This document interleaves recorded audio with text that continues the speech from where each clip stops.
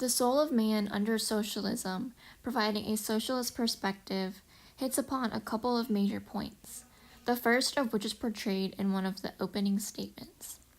The majority of people spoil their lives by an unhealthy and exaggerated altruism, but the remedies do not cure the disease, they merely prolong it. In other words, Wilde expands on the idea that while trying to solve the problem of poverty, people approach it in the wrong way. Instead, the proper solution, he believes, should be to construct a society within which poverty cannot exist. Which leads Wilde onto his next point, that socialism is the answer, as it will lead to individualism.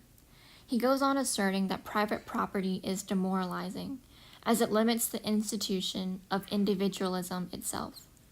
Therefore, with the abolition of private property, the individual would simply be able to live, ignoring the need to accumulate wasteful things.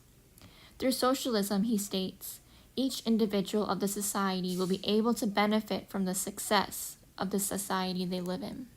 He, however, discourages authoritarian socialism, claiming that under industrial tyrannies, freedom would be inaccessible to the individual.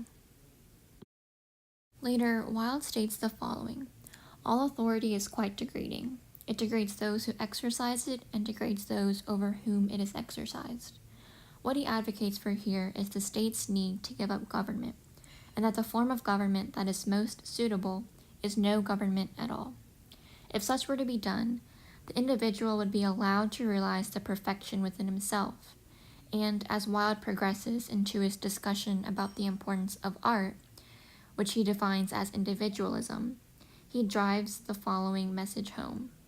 Socialism gives the individual with the opportunity to not only realize his own standards, but to also simply live.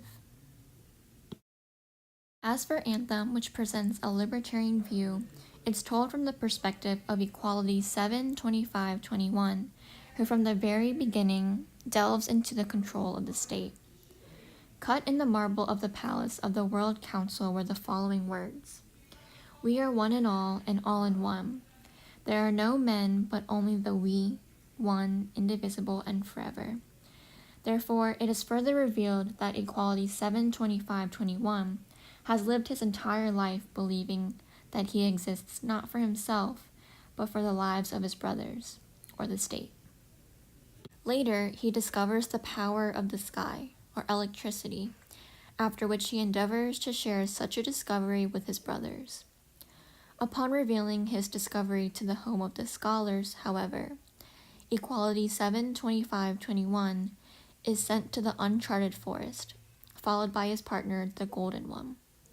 And upon finding a house from the unmentionable times, he reads from the papers he finds inside, only to discover the word I. From such readings, Equality learns the importance of the individual, or more specifically, the importance of freedom and not having to sacrifice himself for the sake of his brothers. He comes upon the realization that before, he was not free, but enslaved by the rules of society. And now, in contrast, within the forest he lives, Equality establishes that men should be free to their own actions and beliefs, thus illustrating the libertarian ideology. Taking the name Prometheus, he looks towards a greater future when he hopes that others will be able to join him, not only enjoying the ability to acquire greater knowledge, but also the ability to experience freedom itself.